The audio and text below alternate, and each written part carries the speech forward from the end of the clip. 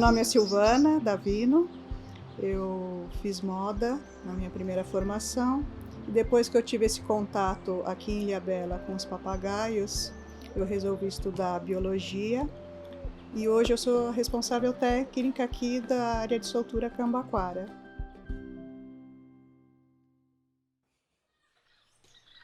Nossa rotina aqui já começa assim que clareia, né? E antes de mais nada, antes de tomar café ou qualquer coisa, a gente já vai para enfermaria, dependendo do número de casos e as emergências. Então a gente vai na enfermaria. Hoje nós estamos com 5 aves, por exemplo. Então tem uns que a gente tem que fazer alimentação forçada, outros colocar vitamina, outra da medicação, outra fazer talas. Toda vez que chega uma ave aqui para nós na enfermaria, a gente tem a ficha clínica que a gente preenche assim que chega, né? Asas boas, porém sem movimento das pernas. Tá? Essa é a fichinha básica da entrada que a gente mantém. Esse tucano chegou pra gente, ele tem umas penas super brilhantes, ele tá super bonito. Aqui ele tá com um pouquinho de ovinho de algum ectoparasita, mas a gente já tá tratando, já diminuiu bem. Então esse tem uma boa chance mesmo de retornar. Isso aqui é a parte do anilhamento que a gente faz. A gente tem a nossa sequência e o nosso nome, área de soltura Cambaquara. E também temos outras que a gente conseguiu colocar o número do telefone. Então qualquer pessoa que encontre, vivo ou morto, ele pode entrar em contato com a gente. Isso aqui vai ajudar no monitoramento da ave, né? Porque a gente com binóculos e máquina fotográfica a gente consegue enxergar a anilha, às vezes consegue enxergar até o número e consegue identificar o indivíduo, ou pelo menos identifica que ele foi solto aqui. A reabilitação dos papagaios é a mais lenta, é a mais demorada, né? No mínimo, um papagaio fica com a gente 6 meses. E essa é a preparação. Eles vão para um recinto maior que a gente tem. E uma maior doação que a gente recebeu, que é de uma voluntária da World Pet Trust, chamada Yvette Lowen, que ele tem 12 metros de comprimento, 4 de altura e 4 de largura. Os pré-candidatos vão para lá, treinar o voo, capacidade respiratória e ganhar musculatura. E isso a gente faz com um pulsar. A gente corre para lá e para cá com o pulsar para eles se assustarem e voarem. O pulsar também tem outra função, a gente realmente assustá-los para que eles tenham medo das pessoas, que o dia que eles forem soltos, eles não serem recapturados para ir para uma gaiola.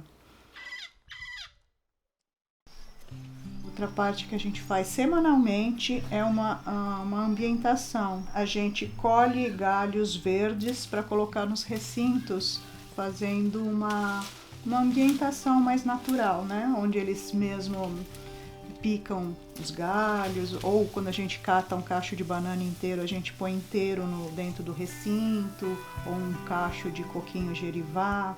A gente faz esse enriquecimento ambiental dentro dos recintos por 2 motivos: para eles terem alguma atividade de se movimentar, picar, estar mais próximo à natureza, e reconheceram mesmo o alimento que depois de solto eles vão encontrar.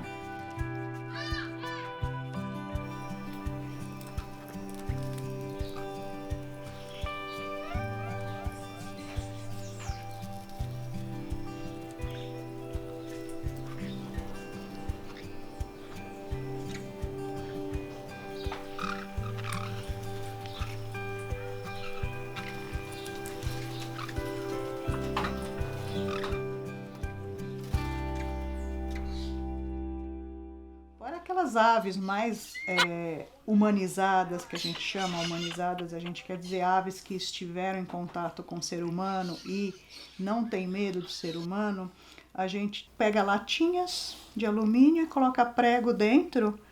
Então, quando a gente entra no recinto e ele vem próximo da gente, a gente chacoalha essa latinha para eles se assustarem. E é um reflexo para eles terem medo da gente.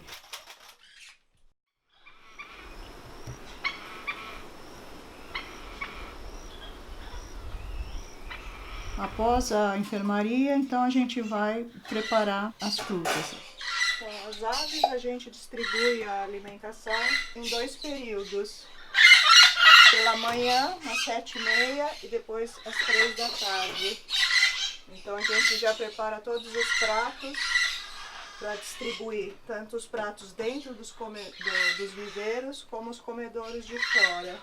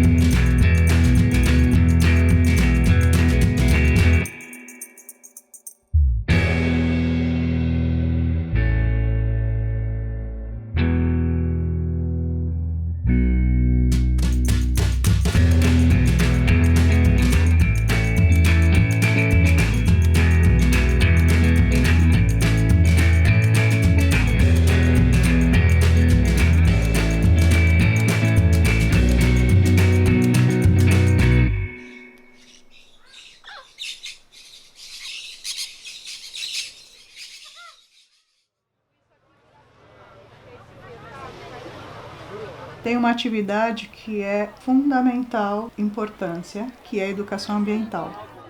Sustenta a Ilha é uma feira onde as pessoas que fazem seu próprio trabalho ou pessoas que fazem comida, que vendem. E essa semana a Secretaria do Meio Ambiente convidou instituições para participar também, para mostrar o trabalho.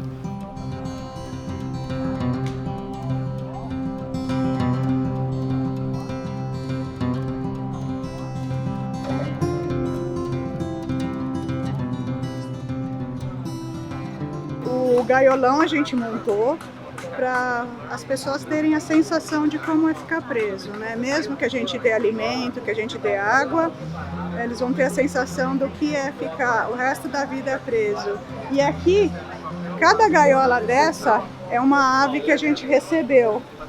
E quando é apreensão, eles já deixam a gaiola, para você ver o absurdo que é, né?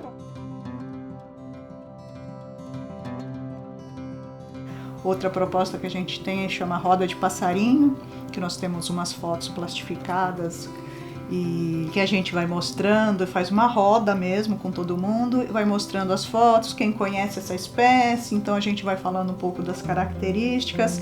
Então a gente dá a liberdade das crianças se manifestarem, elas falam o bicho que já viu, a ave que já viu, se o tio tem um bicho preso, o avô que tem um papagaio, então eles têm essa liberdade de falar.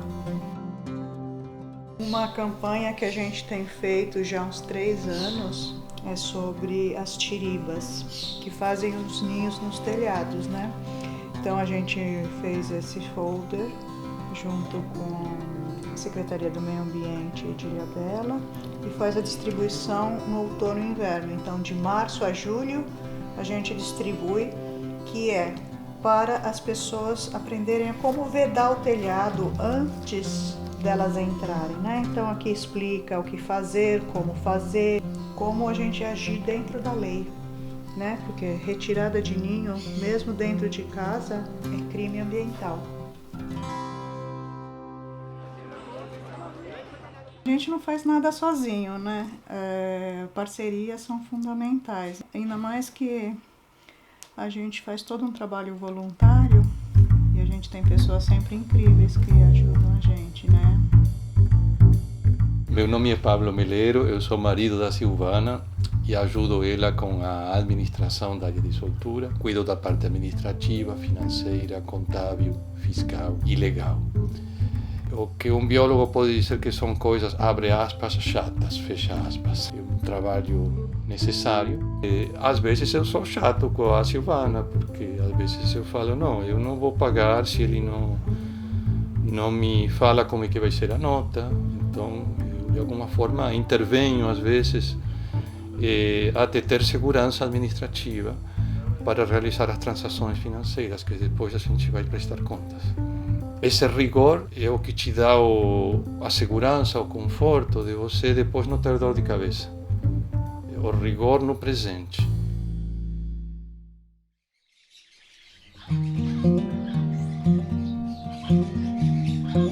Às vezes a gente tem uma quantidade enorme de filhotes de tiriba que precisam ser alimentados na seringa de 3 em 3 horas. Eu realmente não estava dando conta sozinha, mas a ajuda da Sandra é fundamental e ela tem uma dedicação incrível. E aí eu me encantei. Isso foi no ano de 2016. E eu comecei a elogiar o trabalho e tudo mais, até que uma hora eu falei, será que eu posso ajudar com alguma coisa? Aí ela me falou, não, que tal você me ajudar com as tiribas? Eu falei, quem são as tiribas? Então, o que acontece? Esses filhotes chegam para mim, a gente vê, dá uma avaliada se estão com saúde, vai para casa da Sandra, ela cuida deles com seringa e depois ela já passa, quando eles estão maiorzinhos comendo fruta, ela passa para uma gaiola. Quando eles estão já se alimentando sozinhos, eles voltam para cá. Então aí eles vão fazer o processo de já ir para um viveiro maior e já ir começar a fazer o treinamento para a soltura. A minha relação com elas é, sabe, de pura gratidão, e principalmente quando eu venho aqui para ver a soltura, né? A soltura delas é uma coisa fantástica, né? Você vê que o trabalho que eu tive não é nada pela recompensa que a gente tem ao ver aquele bando saindo do viveiro.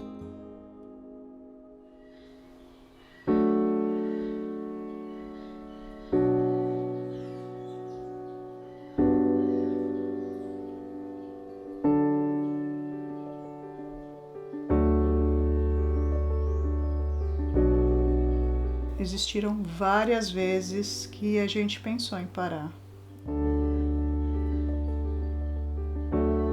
É uma atividade que não tem fim.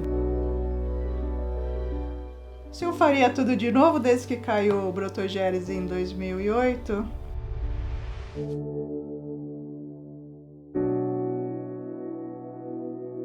eu faria sim tudo de novo.